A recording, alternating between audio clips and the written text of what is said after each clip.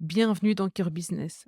Comme je suis contente de vous retrouver pour amorcer la semaine ensemble. Je suis Valérie Demont, mentor pour business conscient et soigneuse pour entrepreneurs spirituels. Mon rôle est de vous accompagner pour intégrer authenticité et spiritualité dans votre cheminement d'entrepreneur, de patron, de self-leader. Vous trouvez toutes les informations sur mes offres et les différentes manières de travailler ensemble sur mon site internet valeriedemont.ch. Aujourd'hui, moi j'ai envie d'aborder avec vous une question que Nicole se pose. Comment se présenter pour être compris tout en restant authentique? Et c'est une question super fréquente, surtout quand notre métier sort des cases classiques et intègre des dimensions subtiles ou spirituelles. Et je ressens que beaucoup de personnes, comme Nicole, se posent cette question, moi y compris, évidemment. Alors, si vous me permettez, je vais m'inclure dans les réflexions et conseils pour aborder cette question. Et la première chose que j'ai envie de partager avec vous, c'est que pour moi, et selon mon expérience, l'authenticité attire les bonnes personnes. À chaque fois que je me présente et que je présente mon activité avec sérénité, alignement, confiance, les personnes en face de moi, elles sont réceptives. Par exemple, jeudi dernier, j'étais à la montagne, au petit magasin près de mon appart et je dis, au gérant que j'ai de la chance de pouvoir travailler à distance et donc de monter, travailler jeudi et vendredi. Et il me demande ce que je fais et donc je lui explique, en utilisant les mots que je vous ai, partagés dans l'intro et en lui disant que, ben, mon objectif, c'est, de travailler, avec des personnes qui veulent plus de fluidité dans leur vie, dans leur marketing et pour ça, ben, j'utilise des outils intuitifs, parce que je peux plus pratiquer un marketing comme avant. Et donc, lui, en réponse à ça, qu'est-ce qu'il fait? Il me regarde, mais il avait le sourire jusqu'aux oreilles, les yeux qui pétillaient et il me confie que lui aussi, il fait appel régulièrement à des praticiens intuitifs pour se rassurer dans ses choix, amener de la clarté sur ce qu'il ressent, sur ce qu'il vit et puis pour obtenir des notions de timing. Et puis ça, c'était la porte ouverte à la suite de la conversation qui était juste incroyable, juste là à la caisse du magasin. Et puis, ben, ça va changer notre lien pour toujours en fait. À chaque fois que je vais aller le voir pour faire mes petites courses, ben, il va se passer quelque chose de vraiment différent et de profond en moi et en lui. Et puis moi, j'aime ça en fait. Donc, ben, cette première situation, en fait, à moi, ben, elle me montre que quand je suis authentique, moi-même, et ben, les bonnes personnes, elles sont automatiquement juste en face de moi, quoi. La vie organise, les choses de manière, super parfaite. Et la deuxième situation, c'est que j'ai envie de partager avec vous, c'est que à contrario, quand je suis pas dans mon alignement, ben, je me prive d'opportunités. Hem et donc là, je vais vous raconter une histoire qui est un peu moins fun. Il y a 2 ou 3 ans, j'ai été invitée, à un networking d'entrepreneurs, et puis à un moment donné, ben, vient mon tour de pitcher. Donc je me lève, je me place devant les participants et là, je suis prise de panique. Donc il y a plus rien qui se passe dans ma tête, hein, pourtant mon pitch, je le connais super bien. Je sais plus que dire. J'ai tout un discours intérieur qui s'enclenche et qui dure peut-être 10 secondes, mais moi qui me paraît être une éternité et qui m'empêche de me présenter. J'ai l'impression que je suis pas au bon endroit, j'ai la sensation de pas pouvoir dire qui je suis, ce que je fais, comment je le fais.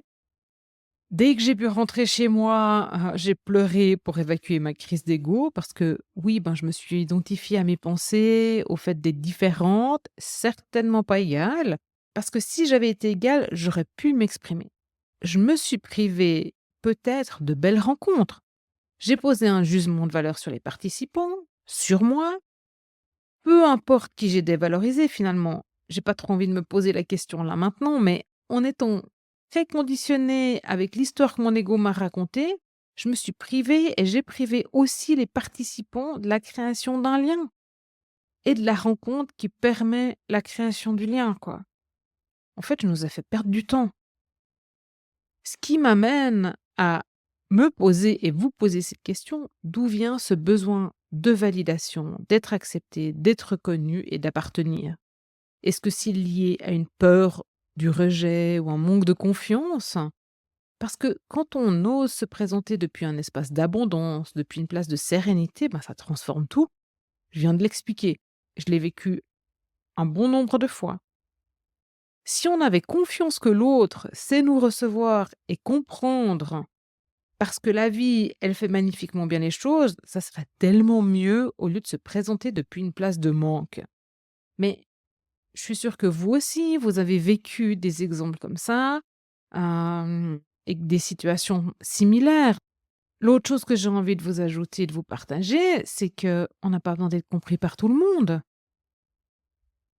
Notre énergie, nos mots, ils font filtre, c'est sûr, de toute façon et dans tous les cas, même si on croit qu'on contrôle.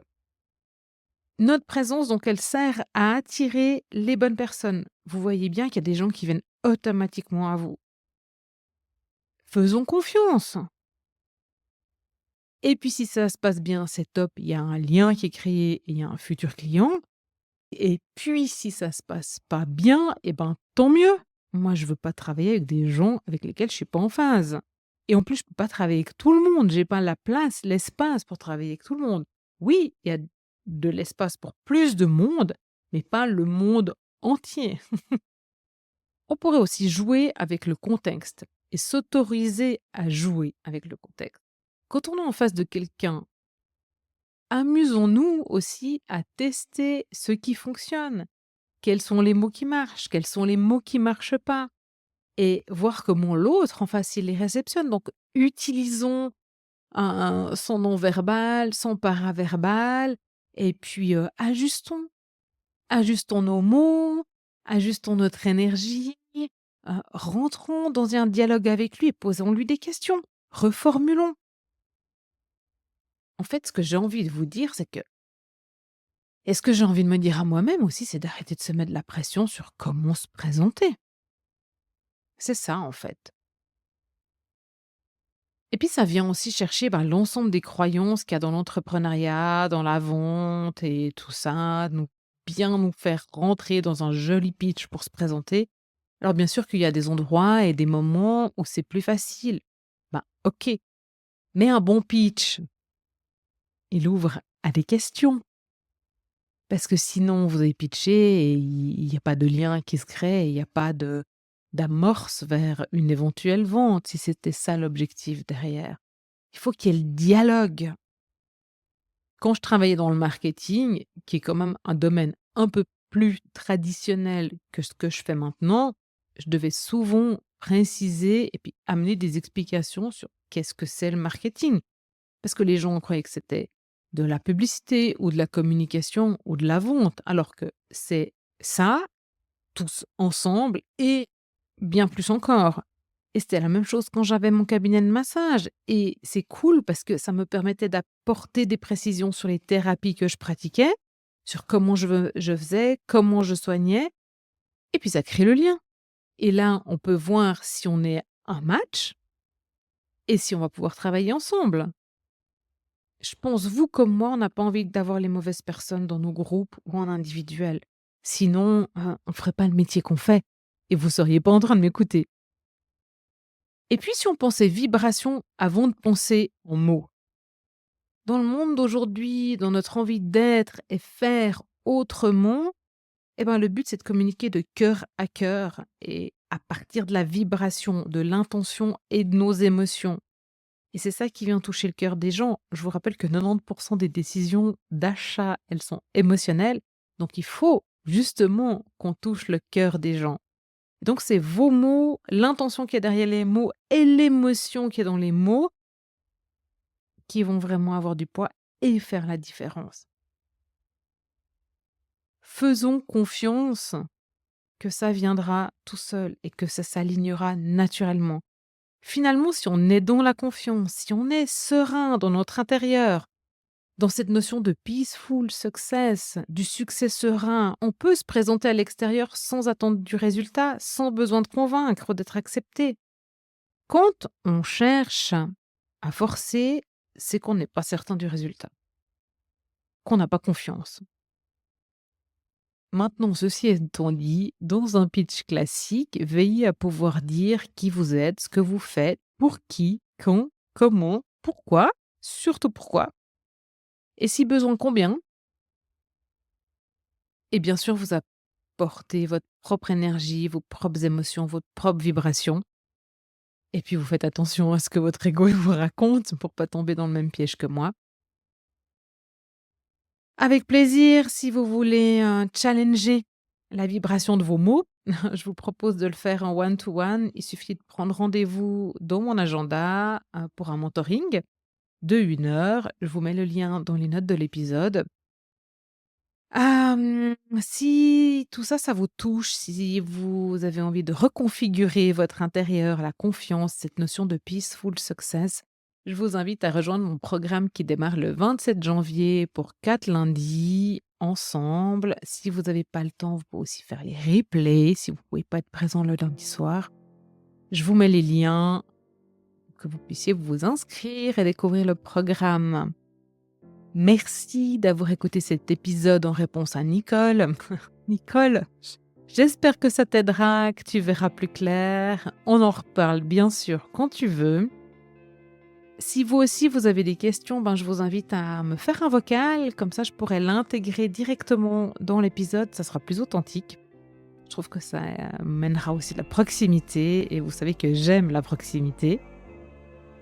Et je vous invite cette semaine à aller naturellement vers les gens et vous présenter et jouer avec, tout ce que je viens de vous partager et observer comment ça se pose.